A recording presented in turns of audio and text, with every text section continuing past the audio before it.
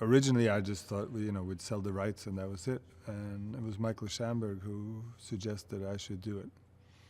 He said that he thought I would be able. It's very hard to strike that tone, I guess. So he suggested that I do it, or he wouldn't do it at all. And I took him up on it. I had to think about it. It's a little bit like having put on a play somewhere in a far-off region and then being asked to put it on for a new audience, for a greater audience. You do that all the time. It's not so common with films. I mean, films are remade all the time, but not necessarily by the same director. And I think the common idea is that you shouldn't redo your own film, but I thought I'd try to prove that wrong. So we'll see. It didn't take long for it to take on a life of its own. I mean, it's different actors, different situations, and also being inspired by a new process. I mean, part of filmmaking is really it's like riding a wild bull. It's like allowing yourself to be, draw inspiration and draw excitement out of a new process or whatever process you're in. So for me, that very early on took on a new life.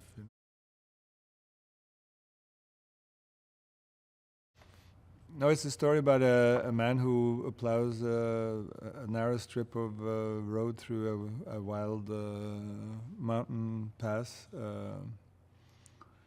And it's something that he thinks is a meaningful job. It's something that he also is being rewarded for by his fellow citizen in the village that he lives. And then one day his son is killed or dies from an overdose. It turns out to be somebody who's actually murdered him, and he goes on he loses his civility and goes on a murder spree. And very systematically goes after the people that, working his way up the hierarchy to find who is at fault, who is responsible for this.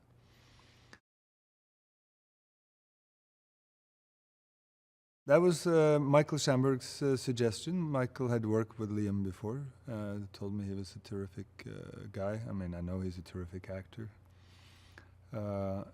The original film was, the character was played by Stellan Skarsgård, who's a wonderful actor as well. So it had to be somebody really exceptional.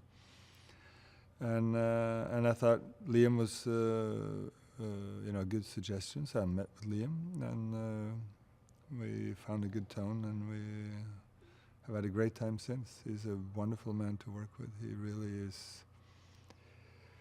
He's extremely generous with his talent and his experience, and very devoted to the project. So I feel like we really have been had somebody who's been standing shoulder to shoulder while we've been roughing it in Alberta's mountains, etc.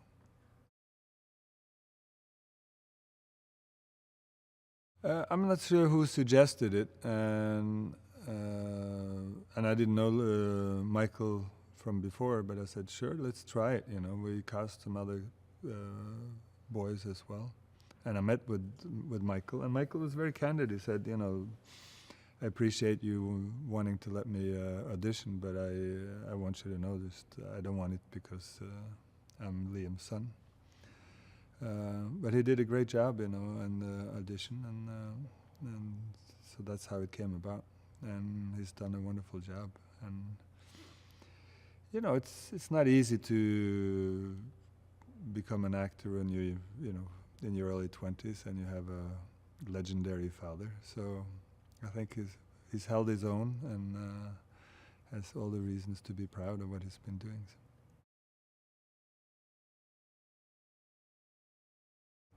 I feel really lucky to be able to work with Laura Dern.